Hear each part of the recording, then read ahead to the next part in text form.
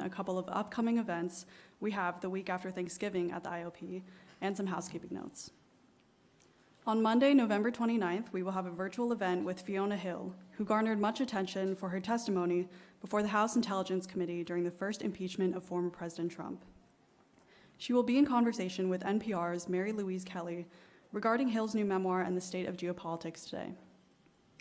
And finally, on Tuesday, November 30th, please join us for a final event of the fall academic quarter, when IOP founding director David Axelrod speaks with retired General Stanley McChrystal in a live taping of the Axe Files podcast. After the moderated discussion today led by IOP Executive Director Zinat Rahman, we will take questions from you and the audience.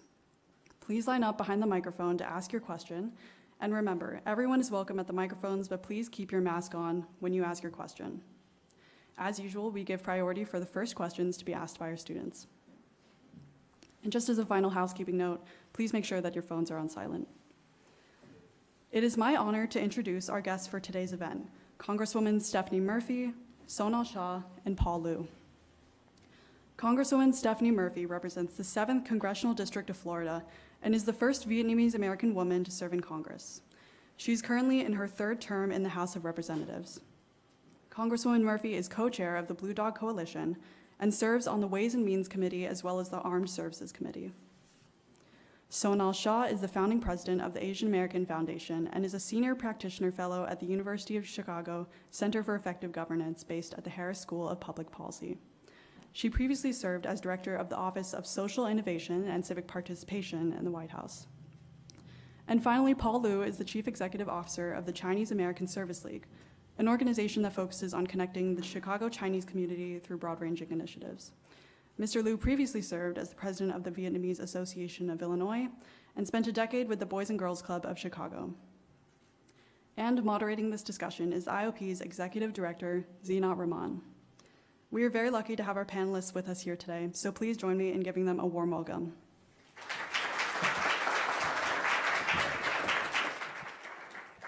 Thank you, Rachel. Welcome to the University of Chicago, welcome to the Institute of Politics, and welcome to all of you for a conversation on all things AAPI. Before we begin, I just want to acknowledge that this has been a tough week for us, given the events of last week and the murder of Dennis Zhang, and who was a graduate student who was murdered last Tuesday. And I wanted to just begin with a moment of silence for him.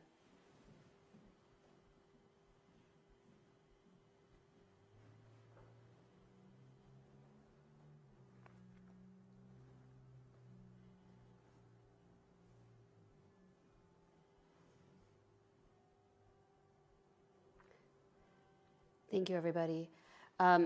So I see the conversation today in 3 parts. I would love to just kind of begin with what is AAPI and just get a primer on what is the landscape of what we're talking about. And so as I do that, I'm just curious, how many in the audience would identify as AAPI?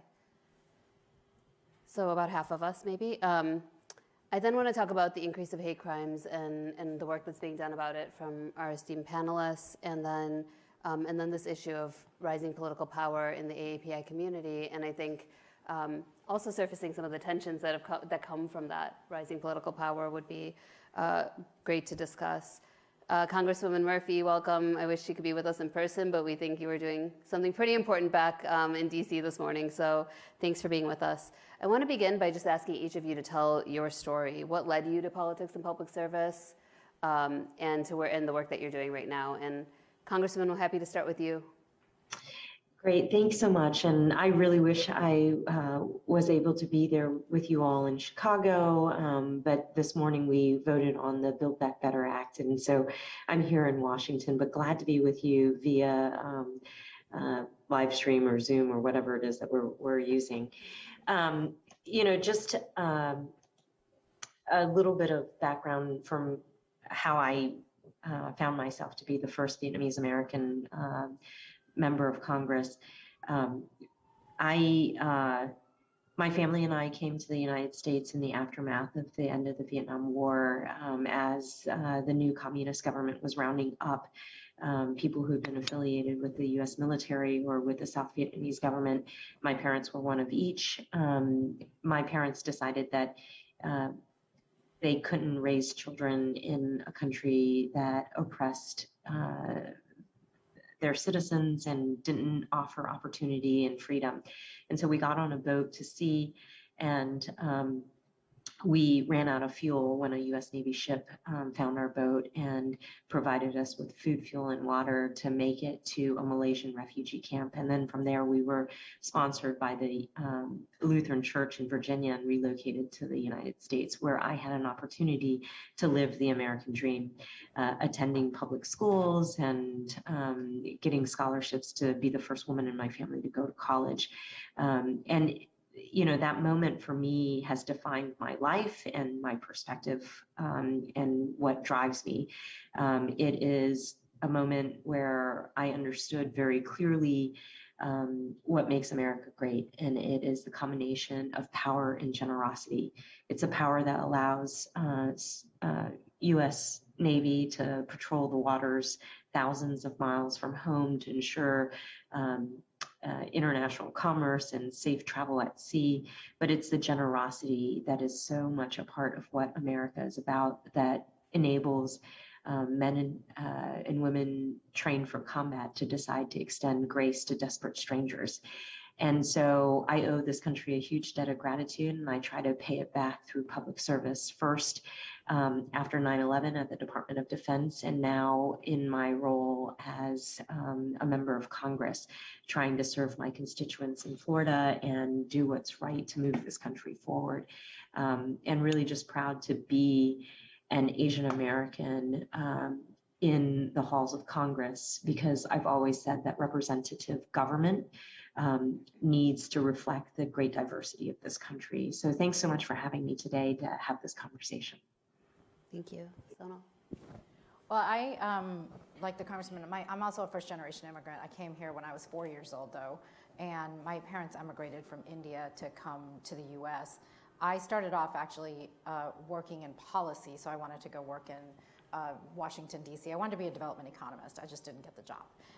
So I ended up at the Department of Treasury as a Well, also you're an undergrad from I am your a alma. U of C undergrad, so the most important part of the bio, which wasn't mentioned, which is this is my alma mater. I am way older than you guys, but I graduated here in 1990. But I wanted to be an economist, and I wanted to be a development economist. I wanted to do international development, and ended up at the Department of Treasury.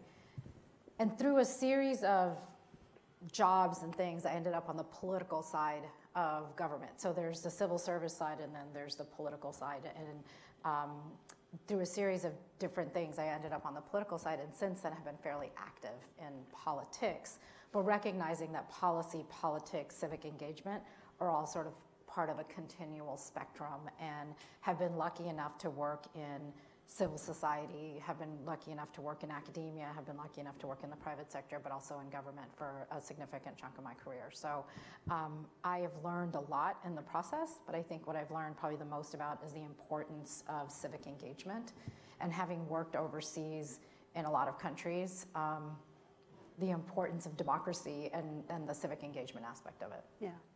I hope you'll at some point talk about that, how you went from policy to politics to government, because I think a lot of our students are curious about what those categories even mean. Yeah. And Paul, last but not least. Well, I have a similar story as Congressman Murphy. My family and I are from Vietnam. We're Chinese Vietnamese descent. After the war, my father was working with the U.S. military. Actually, many of my relatives and uncles were a part of the military. And when the fall of Saigon happened, really the country fell. And we were considered the boat people. And many of you may not know that the UN High Council estimated about 450,000 Vietnamese passed away and perished at sea as they migrated out of Vietnam. Oh. So I left with my father, my mother, and again, same thing with the Congresswoman. Our boat was stranded on an island, saw many people who suffered and died. We were so fortunate that we were able to go to Hong Kong, and my mother being Chinese, we were able to stay in Hong Kong refugee camps where we, like many refugees, slept on the floor for a year. and a 6x6 wooden panel. My father worked for 7 days a week, living in a factory floors and making ends meet. We were fortunate enough, and again, same thing with the Congresswoman. We were sponsored by a Presbyterian church, and with my uncle, who left earlier before the fall of Saigon. You know, it brings great memories and really painful memories back How old then. were you? I was almost 4, and I was at 2 years old. I was on the streets of Hong Kong selling trinkets until 1 o'clock midnight to help the families. You know, there are a lot of similar stories as mine, but very thankful for the Asian American leaders that have been in my life and who really have embraced who I am and embodied their identity, and then to really support me through my career. I've been in the nonprofit space for all of my career. As mentioned earlier, I've been in the Boys and Girls Club, but I think what I really cherished most as my career elevated was at the very beginning, I was able to work at a little small place called the Refugee Center, or Sarah McInerney Champaign. It was a phenomenal because the Asian American leader, all women who were just there to say, our mission, our passion is to serve the API community, and we do whatever we can to help them. So they shaped me, and being as a refugee and immigrant, I have embraced who I am a while back. And so I understand the challenges, not just with API refugees, immigrants, but also any refugees who come to this country and the challenges. And so I want to be there not only just for a voice, but to help them move on and to make a better life in this country. So again, you know, very thankful to be here to share the story. We're very thankful to all three of you for sharing your story. And Sonal, I think as president of the Asian American Foundation, will you give us a sense of like this huge, you know, landscape that is AAPI communities, like religion, ethnicity, all demographics? So there are 23 million Asian Americans in the United States, fastest growing population in the US. I think too often we think of everybody in different groups. When we think about the full aspect of the Asian American community, it's 23 million.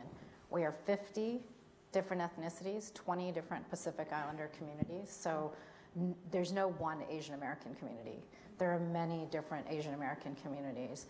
There are many stereotypes about us. So I want to just address a couple of those stereotypes, that we are the model minority. Everybody in the Asian American community is successful. Everybody in the Asian American community is wealthy.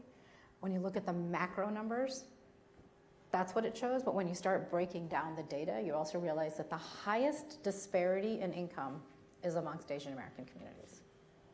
Of any other ethnicity, the highest disparity of income is amongst Asian American communities. We are a very diverse community. We also receive 0.5% of the resources of any foundation. All foundations combined, Asian American communities get 0.5% of resources. 7% of the population, 0.5% of the resources. Less than 1% from corporations. Many times in government, we're not even considered. The needs aren't even considered. Language access, hate crimes reporting, hate incident reporting. How do I know what's happening with COVID if we don't have that? Many times Asian American communities are not thought through in those concepts. So when we created the foundation, our job was to understand how to bring the Pan-Asian community together. We are not the Chinese American community or the Indian American community. We are the Pan-Asian community. And to figure out how we bring communities together, how do we stand for all of the communities and the needs that they have, but understand that collectively we are a stronger organization than individually as our community. Celebrate the differences, but bring people together to address the issues. And our goal is to do that. We just launched on May 3rd, and we are all of 6 months in. You and me both. Congresswoman Murphy or Paul, do you have anything to add to that? Would you like to add anything to that? I would love to emphasize what Sana says. Working in the community, we are the Chinese American Service League, but we not only serve Chinese, but all Asian American, but also anyone who walks into our building who needs support. I think it's really important for, as an Asian American, to recognize and to embrace that the beauty about our community, you know, the API community, is our diversity, and that we need to support each other. And so for so long that because of history and rhetorics and so many other elements that throughout this history of the United States, there's been a continual divide, and we gotta support each other. So as a community leader and working in the nonprofit space, I always encourage working with each other so that we can support not just the Chinese, but the Koreans, the Japanese, the Vietnamese. That's so important during this time right now. So you referenced this time right now, and I think, you know, obviously what has awakened in American consciousness questions about who the AAPI community is this, well, first the horrific murders in Atlanta that happened, what, 18 months ago, 2 years ago, but then the surge in hate crimes. And so, and I didn't even, I mean, I was shocked reading that Asian hate crimes rose by 76% from 2019 to 2020, according to the FBI. But in New York City, 335%, according to NYPD crime statistics. And then there's this feeling amongst American community members that 1/3 of them fear that violent attacks and threats against them are rising. What is going on? Like, why, you know, what do you think is driving the surge? And how is your work addressing the issue? Congresswoman Murphy, I'll go to you because I know if you have something to say. Yeah. Yeah, I do. And let me just first share with you a personal story. So COVID happened. We sort of shut down in March of 2020, and we saw the beginnings of the Asian hate crimes happening at that point. And I was recalled to Washington to vote on a massive COVID relief package. And I remember going to take a flight when nobody else is flying, and being concerned about my safety from the parking garage of the airport to the terminal. And there had been the one incident where they had thrown acid on somebody. And here I was, a sitting member of Congress, returning to Washington to provide economic relief for the country in the midst of a pandemic, worried about my own safety getting from my car to the airport so that I could go serve the American people, some of whom were engaged in racist and racially motivated attacks on Asian people. And I think for me, that was this moment that was like so stunning, because I grew up in Southern Virginia. I have certainly experienced my fair share of racism and discrimination, but it was breathtaking, I think, for me to be in that moment and to see that the community was being wrongfully vilified and punished for something that, you know, we had nothing to do with. I mean, Asian Americans didn't have anything to do with the start of the pandemic, and yet our safety and security was at risk. And I think for all of the acts of discrimination that I think our community has faced, I still believe that on the whole, America is a place that has opportunity and space for diversity. And it's incumbent upon us as leaders not to let the negative overwhelm the positive. Because in my 40-some years here, I've had far more people reach out and mentor me and help me and lift me up than I have had moments like the one I had in April of 2020, headed into the airport, headed back to Washington. And I think it's important that as a community we hold on to that, but that we also speak out in a unified way against these acts of hate crimes. I think it's also important to recognize that just hate crime not only increased by 76% to the API community in the last year, but there are other hate crimes that are not reported. And the ones who experience hate crime need that voice, that need that support so they can report these hate crime. I truly believe that number is a lot larger than is reported.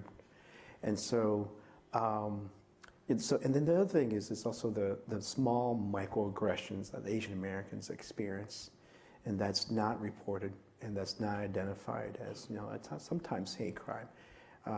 As an agency, we have 600 employees. We're the largest API organization in the Midwest. We have staff all over the city of Chicago and Cook County.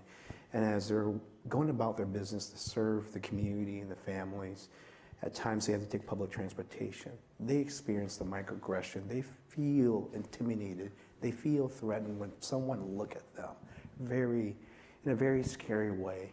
I have staff who have said to me and reported that I got spit on. And as an American, that should never happen. So all these aggression towards the Asian American community, it has to stop, but it has to stop in a way that we as a community cannot just work with ourselves, but we have to ally ourselves with other community, like the Black and brown communities, the ones who also understands the struggles that we're going through, and that we can work together, to help each other. So that's really important. One more thing, a little data, is we're a big data organization, and we love data. Chicago loves that. Yeah. So we pivot on data, and we have a big data platform.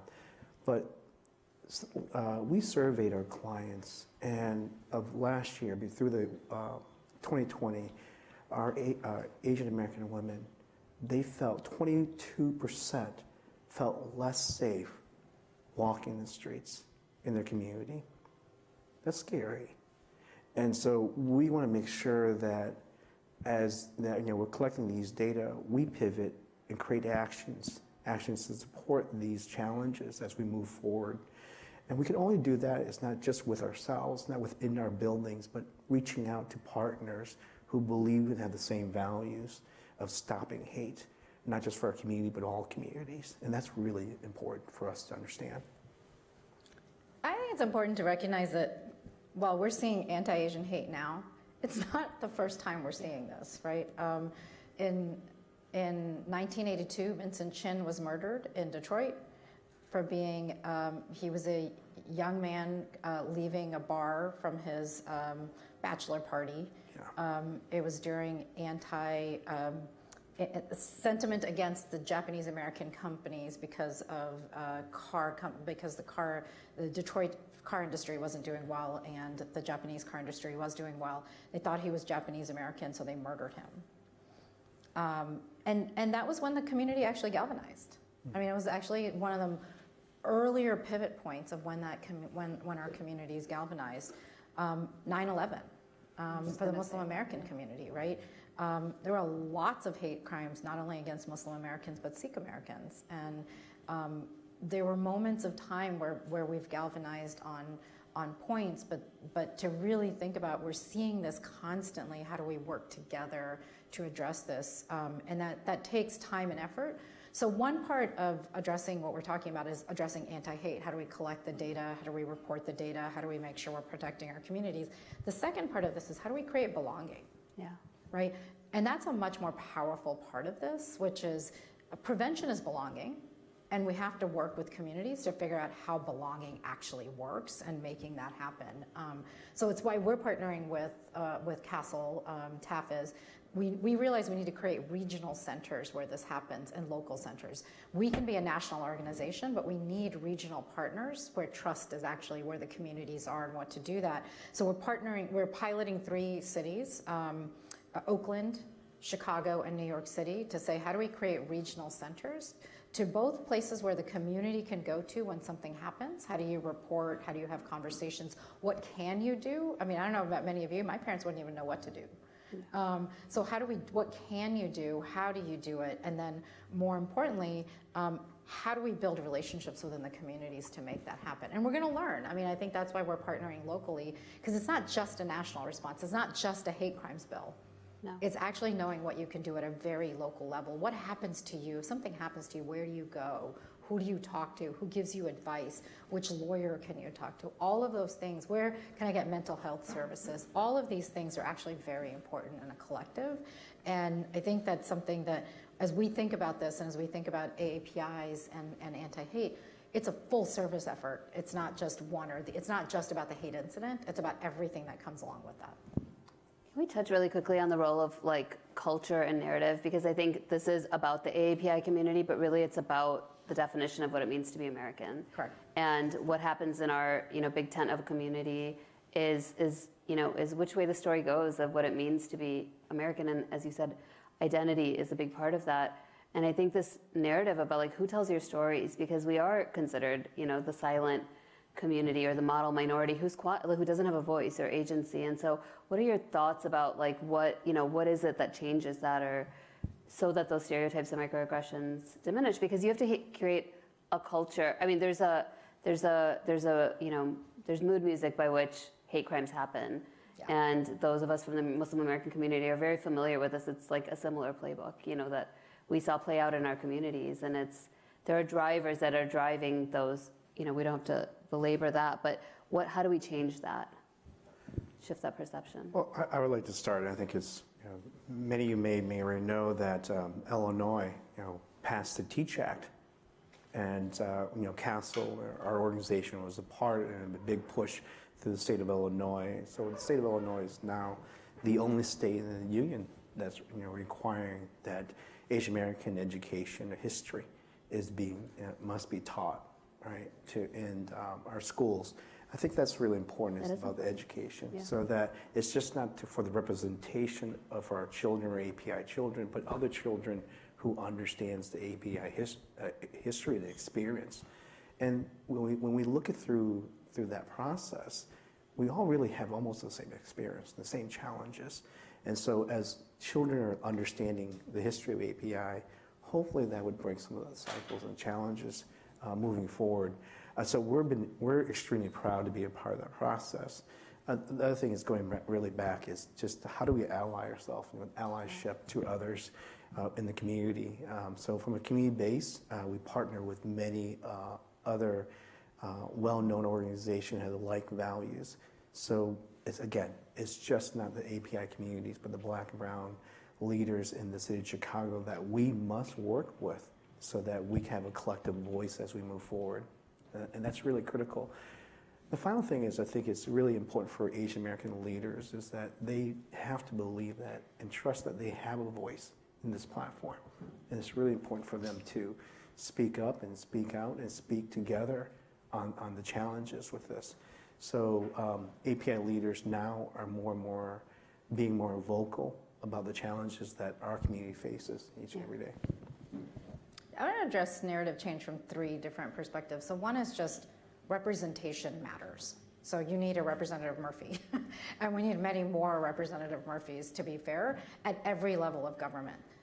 We have Michelle Wu, who's now the mayor of Boston, but we need many more people running for office at city council, school boards,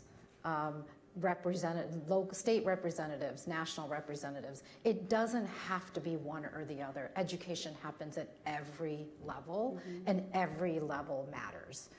Being in Chicago, it's important that you are at the local government here, as well as representing the government here at the national levels. All of it matters. Second is narrative change in the media. Yeah.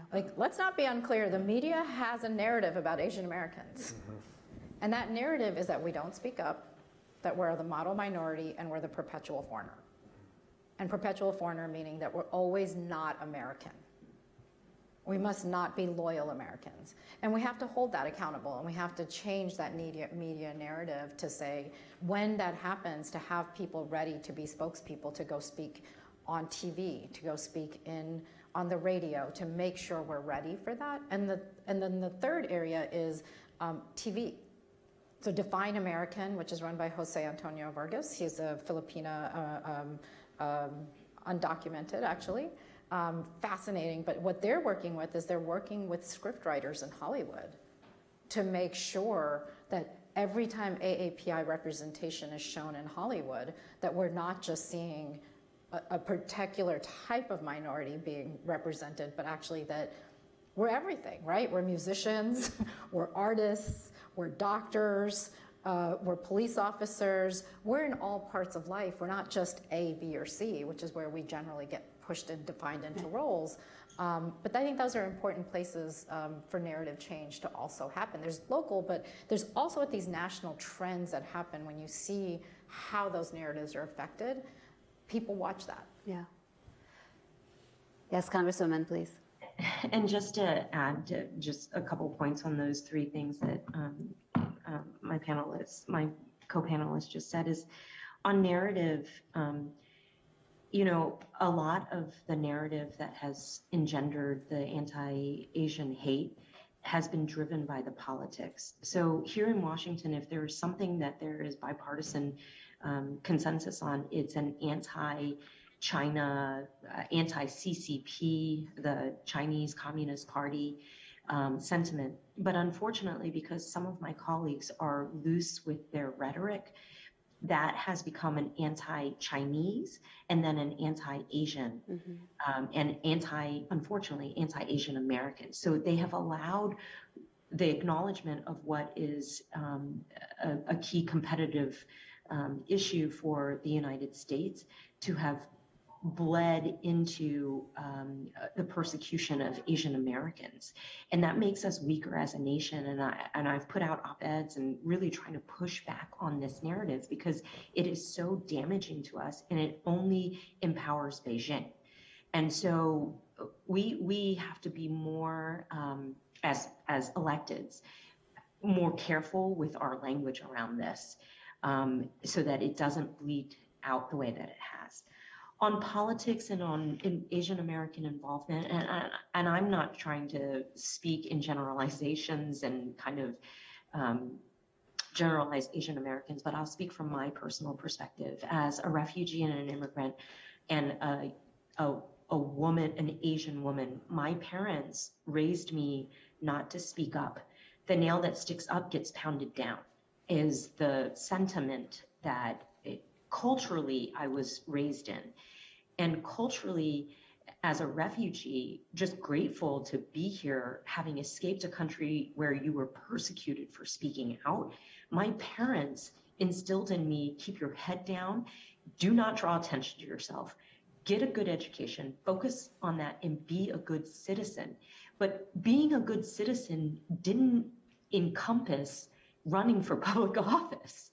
And I think that's a hurdle and maybe a cultural obstacle that we have to get over in order to see more representation at the local, state, and federal levels. And I'm heartened by the elections in Boston, and I'm heartened to see more Asian Americans engaged.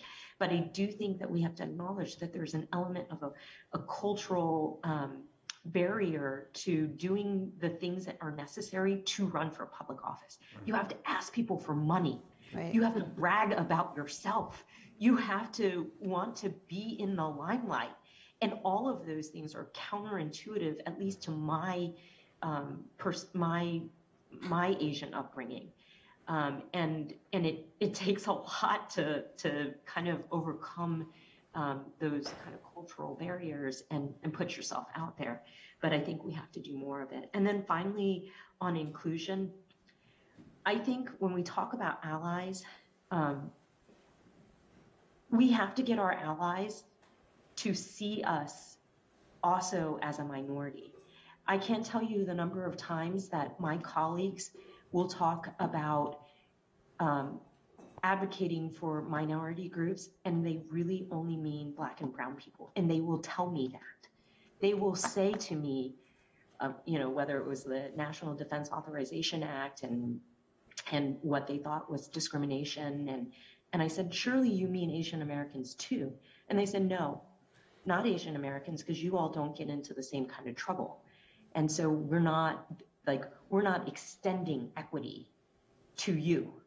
And I think that's really problematic.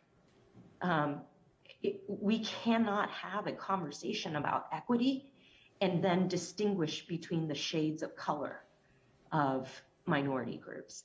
And that means that as good as reliable of allies that we are to these other communities, they also have to be reliable allies to us. I want to pick up on that because we talked about it in the green room before we came in, and I know right now in Chicago there's this push towards from the Chinese-American community, but others as well, like to have a majority Asian ward, and there's been pushback, right? Because that would mean, anyway, do you want to talk about just the tensions between the Asian-American, the AAPI community and other minority communities? Yeah, sure. Well, I just want to, well, right now the city of Chicago is in a redistricting map for the wards, and it's a historical time.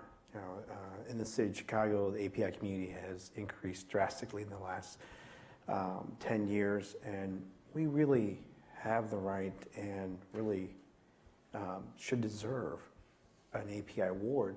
So in the Chinatown Chinese community, we're looking to see how we can draw a map to have an API ward. And the challenge is that in the city of Chicago, we're not at the table. We're not able to be in the city hall to be a part of the conversation with all the elected officials. There's no API representation in City Hall. And in the 200 years of the city of Chicago City Hall, there's only been one elder person who's identified as an Asian American. So we're not at the table to speak on behalf of our community. And so we have set rallies, we have provided op-eds, we have talked to every older person to support this, because the need is really important. Not only our community is growing, but the needs of our community is changing. And so going back to Sano said, that we need someone in City Hall that looks like us, not just looks like us, but understands our culture, who we are, and the challenges that our community faces every day. Language issues, healthcare issues, access to opportunities, growth, and so on and so on. So if we're not able to have this ward, then there goes another 10 years of challenges in our community. Yeah. And so that's really important. If you think about this from a different lens, and you take the city of Chicago out, when you look at New York, Seattle, Houston, San Francisco, actually they have representations of API representation in wards and elected official. And when you look how they speak and champion for the community, it's a healthier community. And so what we're asking is that we're trying to work with the Black and the Latino caucus to say, you understand the challenges. You yourself and your community understands the challenges too. So please be an ally with us to create this ward, because there are tens of thousands of people who need support. So that's really important. So we're going to move to Q&A in 1 minute. So just have your questions ready. You can begin to line up at the mic. And so both the Congresswoman and Paul, kind of at the national level and then the very local level, surface these tensions between Black, Brown, and AAPI communities. What are your thoughts around how we reconcile and move forward, and even talk about them? Because I don't think we often have space to talk about. I think we have to talk about it, yeah. Right? And we sort of sweep it under the rug. We're just like, all communities of color are in line in agreement on X, Y, and Z, and we're not even talking about it. We're not even having the conversation that there are real tensions. To address tension means you have to talk about the tension, right? Other countries where I've worked, truth and reconciliation was actually a conversation. You had to have a truth in order to have a reconciliation. But to pretend like the truth is everybody's all on the same page is not a truth. And what we need to have is have some of these tough conversations. And even within the AAPI communities, we need to have these tough conversations, because we're not all in alignment on this. And we need to have this conversation, because if we don't, we're going to sweep issues under the rug. Mm-hmm. And the Congresswoman talked about it in Congress. We see this in nonprofits. We see this in businesses. DEI means non-AAPI. Many companies didn't even have AAPI representation at DEI conversations. And because they're like, well, Asian Americans get in the door, so therefore they're not part of a minority, what happens, and one of the things that all of us do not know about is we may get in the door, we don't get promoted. Our promotion rate is 1.2% in companies. Keep that in mind, 1.2%. Wow. Right? So yes, you know about the CEOs that are Asian American and all of that, 1.2% in management. So we have to understand that getting in the door doesn't mean you stay. Getting in the door means you get in the door. And that these conversations, it might be different DEI conversations for different communities, but we have to have these conversations. What we're all fighting about is 1%. Every community, Latino, African American, Asian, we're fighting over 1%. The 99% pie we're not even fighting about. We're carving up 1% amongst ourselves and fighting about who got access to that 1%. Joined together, we get to think about 99%. Fighting against each other, we're fighting on 1%. Yeah. Happy to take the first question. And if you could say your name and your major. My name is Sam Chen. I'm a first-year medical student here. And I just want to start by saying thank you so much for all coming here. As someone who identifies as mixed-race Chinese-American, I think it's really important and impactful for me to see people who look like me, who look like my family, up there talking about the issues that are facing our communities. And I think my question is sort of related to the last question that was asked, but maybe filtered through a more specific Chicago-centric lens here. The tragic loss of Dennis Zheng last week has been met with increased calls for security on campus, especially from some members of the Asian community. And what that looks like very materially is more police on campus, which runs contrary to some of the demands from Black and brown communities last year for divestment from police and investment in the community of Hyde Park, of the south side of Chicago. And growing up in an Asian American household, I know firsthand some of the very real strains of anti-Black, anti-brown racism within at least my family, and I think some of the wider Asian American community as well. And so I'm curious, as community leaders, as elected representatives, how do you work within your own communities to bridge some of these gaps, to change the way that we relate to each other so that we can have sort of pan-racial solidarity instead of feeling like we're being pitted against each other? Wow. Great question. That's a great question, Sam. I think it's really important for us to recognize first from our community, like you mentioned, and you recognize yourself within your family, the challenges that you grew up with. And that's really important that we reflect within our own community, our own family, the challenges, and identify those challenges and work within ourselves first. So as an organization like ours, like Castle, we recognize the challenges because we have these challenges. And so we made the financial investment in the strategic plan to bring in DI&A to Castle and then work within our core values so that we can transform to become a better agency. And many of our employees live and work and play within our community. Our goal is to then move forward and move out in the exterior and into the community and to educate our community members the challenges. It's not easy. I mean, it really is not easy, and it takes time. So what we have done is start having some of those difficult conversations internally. And that's, going back to Sana, what he's saying is that we have to have that conversation before even talking about to other community members and allies, because we don't understand some of the challenges we have. So that's what we're doing, and it's going to take some time. The other thing is that I've been talking to many, many other leaders that are non-API leaders in the state of Chicago and saying, how can we work with each other? We understand where your stance are about Chicago Police Department and your values, and our community sees it differently and our staff sees it differently. But where do we need to have those hard conversations to work together, because we can't do this alone. So I've been having a lot of conversations, Sam, with a lot of the executive leaderships about how can we work together. And it's very tricky, right? Because our community is saying more police, our community is saying we're going to arm ourselves. And I was just telling Sano just last night and others, our community is saying we're going to arm ourselves, and anyone who comes into our community that doesn't look like us and causing problems, we have the right to take action.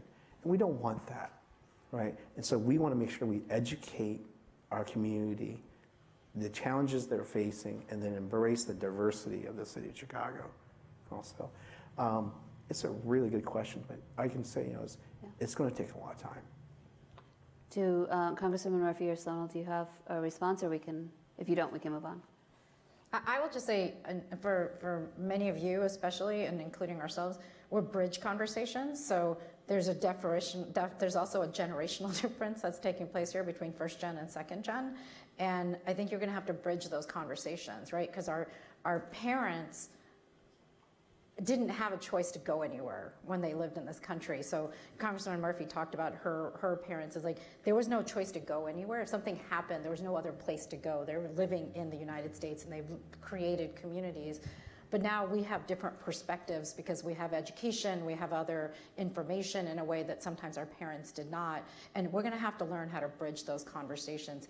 It's easy to be angry at our parents and not understand where they're coming from. And it's easy to say, well, you have to understand all of this, but we're gonna have to be a bridge, and we're gonna have to understand how to translate what is happening as historical changes, and what's happened in history, which hasn't been taught that well, to be fair. And then how do we bridge those conversations? And I think it's incumbent upon all of us to think about how are we as bridges going to address those conversations and bring our communities together. But it's long term. There's no short-term solution to this. Like, I want to be clear. It's going to look bad until it gets better, but we're going to have to go through the process. If we ignore it, it's worse. So it's addressing it and being a part of it. Thank you so much.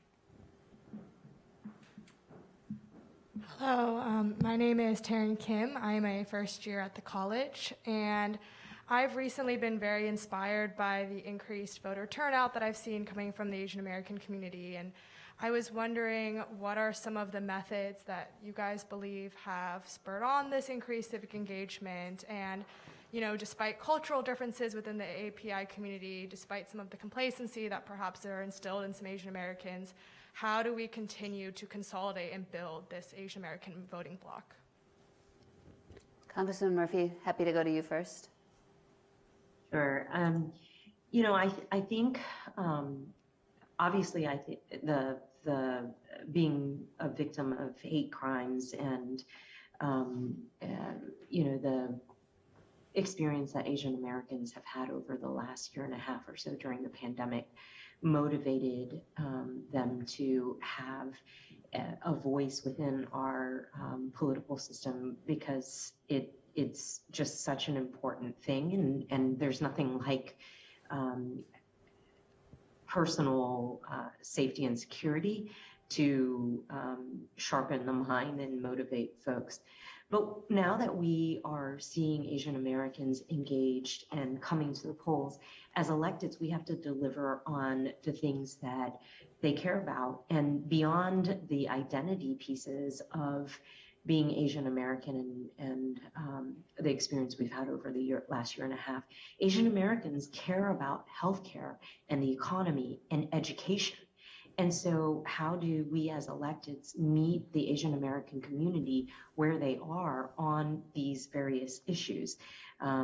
And whether that's, the economy and entrepreneurship, or the ability to care for your own family, or education, which is part of the Confucian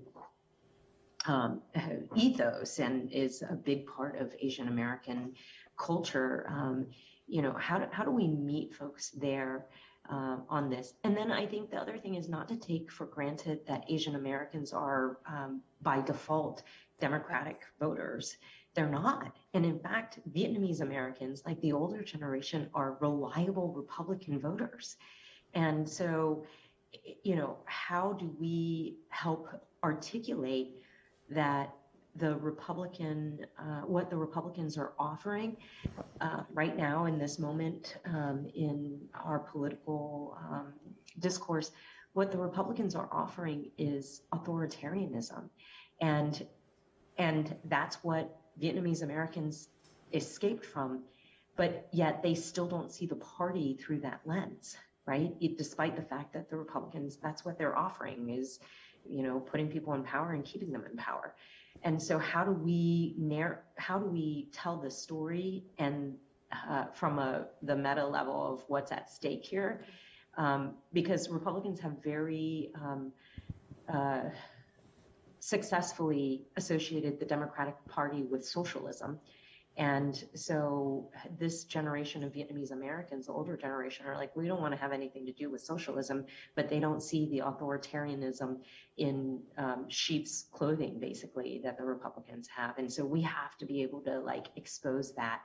And then we have to meet people where they are on the issues that matter around education, the economy, and healthcare, in order to not only have AAPI show up, but to show up and vote in a way that is meaningful to advancing the community. Can I just add to that person? Yeah, just Civic engagement is a lot of work. Yeah. Right, so going into the communities, engaging people, getting people to register to vote. One part is getting people registered to vote, and then it's asking them to show up to vote. And it's a constant. So what happens sometimes, I think, in our communities is we sort of do it in large elections by large elections, but we don't do it in constant elections. And so we have to make sure that we understand why it matters to participate, why it matters to be in different parts of voting. Again, city council is just as important, because when you think about how much money goes from the federal government to cities and localities, we're not even in that conversation where we're not even asking for the resources that should be coming to us. So why civic engagement matters in this is that not only do we need to vote, we also need to participate in every aspect of it. Sitting on the city council for redistricting, sitting on the city council for DEI, all of those pieces matter in engagement. So if we're gonna do civic engagement, let's ask our communities to participate at multiple levels, not just voting every 2 years or every 4 years, but actually at every other time where it actually matters too. Yeah, I would like to add to that also. I think to build on what you said, how do we build upon this? And I think it's really important to embrace the younger leaders who have put their sweat and tear and heart and get the voters out. And as leaders, and such myself and others, we have to bring these young leaders into our spheres of influence, embrace them, and then help them through the process, and for them to be leaders too. So we have a responsibility, all API leaders, to say, we need to look at the generations coming behind us, that now they're active and involved, and they're asking how can they be more civically minded, right? So we need to help, not just shape, but allow them to influence, the policies and the things that are happening in this country, but also to set them up for success. And that's really important. Yeah. Thank you. I think we have time for like one more question. Do you want to just take 2 in a row? Yeah, we'll take 2 in a row. And then you guys can just wrap up and close too at the same time. Hello, my name is Noelle. I'm a master's student with the Committee on International Relations, and thank you so much for all of you for your work in public service, as well as with Representative Murphy and the work that you've done after January 6th. My question is regarding the role of domestic violence, sexual assault that a lot of Asian American community has been facing. Back at home, I work with a nonprofit that helps survivors of this very area, and I wanted to know if there's any way that you see with your roles how to assist in creating change in that area, making sure that there is further outreach and help being navigated for survivors. Thank you. Thank you. And then the last question. I'm Ranjana Bhargav, and probably the oldest person here. But when I came 54 years ago, we were never recognized as Asian Americans. Having worked with 5 nonprofits, with a lot of corporates, what Paul has done is what I have done in my earlier years. My question to you is that the younger people are not even thinking of themselves as Asians. They are thinking of assimilation. In order to think about that, they have to think of who am I and what can I contribute. My contributions, along with my daughter, have been, and my son, have been to make things possible for all of us, especially Asian Americans. And that is something that I want you to address. Sure. I think it goes back to about self-reflection, and being coach and mentor and shaped to who I am as an API leader today. The other thing I think is really important is about what we just talked about throughout this hour is about representation. Representation matter. And so in the state of Illinois, we passed the Teach Act. So our children are now being able to see their history in the history book, right? And just recently, TAF and their leadership helped work with Sesame Street. There is actually an Asian Muppet on Sesame Street. And so for young individuals to see that and they're and embracing who they are, right? That could help them also to say, well, you know, I don't have to be a doctor. I don't have to be a lawyer. You know, I grew up wanting to be a doctor also, but because of having those amazing leaders in my life in the nonprofit space and being involved and being civically engaged, it really allowed me to say, yes, this is where I want to be, to do good in my life and to do good in the community. So I think that's really important. To go back to about the sexual assault and domestic violence, I just want to encourage everyone to be involved into the nonprofit space. There's organizations like Can Win. You know, they fight and they help survivors. So it's really important for us to say, yes, we want to learn, but how do we take action, get trained? How do we recognize the challenges with domestic violence and help survivors? So organization, again, like Can Win, is a great organization to be a part of. Thank you. Congresswoman Murphy, I'll go to you and then Sonal to close. Sure. You know, and I have to admit that I was one of those people that the questioner mentioned, somebody who was Asian American who was desperate to assimilate. I grew up in a all-white community in Southern Virginia, and as a child, there was nothing more that I wanted than to just blend and to be accepted. And so I never talked about my parents and my personal story. And it wasn't until I decided to run for public office and started sharing this story that I understood the power of owning my race, because it empowered other people. And I remember the first time a young person came to me and said, it means a lot to me to see somebody who looks like me in the place that you are, you know, in the halls of Congress, at the table, advocating not just for the interest of the Asian American community, but for Americans writ large. And I think it was in that moment that I realized how important it was to own my race and to own my personal story.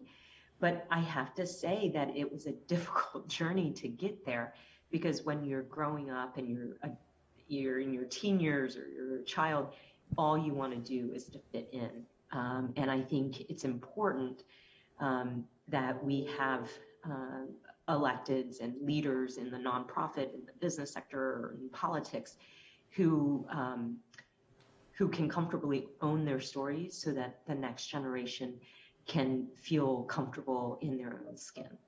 Thank you. Yeah.